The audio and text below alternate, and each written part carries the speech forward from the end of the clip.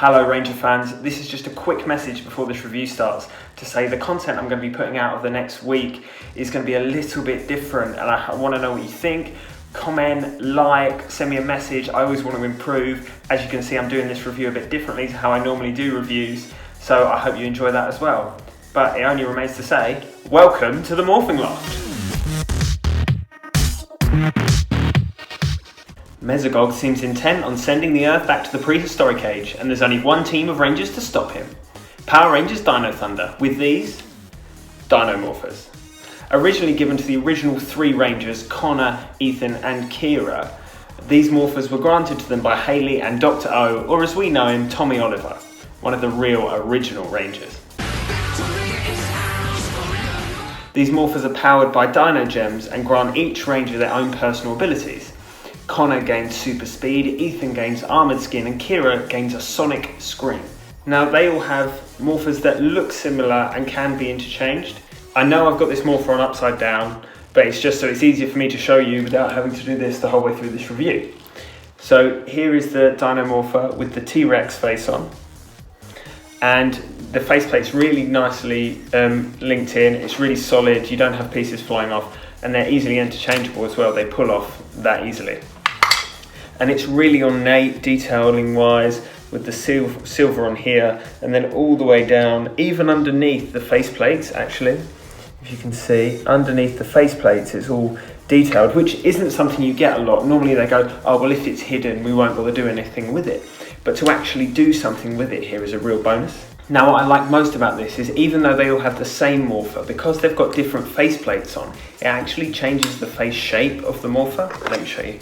So if I add the Triceratops, it suddenly becomes a lot more angular. You don't have the joining of the teeth like you do with the T-Rex. It's a longer face shape and it really feels like it's unique to him even though it's the same morpher.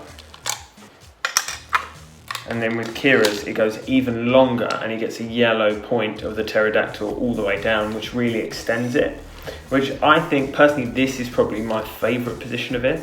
The T-Rex one's great, but I really like this as an individual morpher for a yellow Ranger, which isn't something you get a lot of. So with this series, when the Rangers would summon different Zords, they had different faceplates depending on what Zord they were summoning.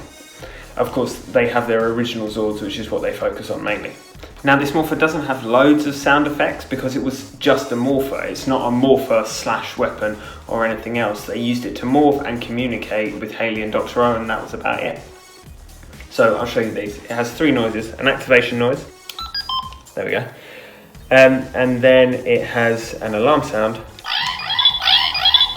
and then you get the flashing eye with that. But then that does stop, or you can stop it yourself. And then there's the morphing sequence. Now the morphing sequence is slightly different to what it was in the show. In the show, they would click the jaw open and then use the button to close it, and then that would start the morphing sequence. Whereas in this, it's just sprung. And then you get a sound effect and the red eye. Let's try it with the Triceratops. They all get their own sound effects depending on what faceplates you have.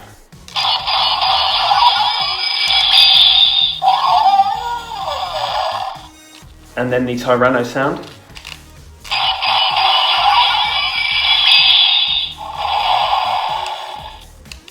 And he has a green eye, whereas the other two have red eyes.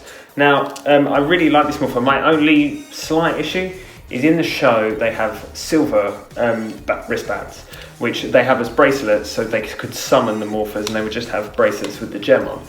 And I don't really mind the yellow. I think it works well with the Dino Thunder symbol, and I really like it as a colour theme throughout all the morphers. But silver would have been more show accurate, and you can swap with other straps, I think, if it bothers you for cosplay or anything like that. Overall, I really rate this toy. I think it's something that is nicely detailed, there's functionality with the changing faceplates, and that works through all of the Zords. They came out for every single Zord. I'm going to be doing a few Dino Thunder reviews of these morphers, so I'm going to show you all the faceplates across the series as I go. But I would recommend this, get it if you can, because they mix and match with all of the Zords and all of the Morphers, so there's loads you can do with it. So thank you for watching this video. Like, follow, comment and subscribe for more videos, more photos, and of course, may the power protect you.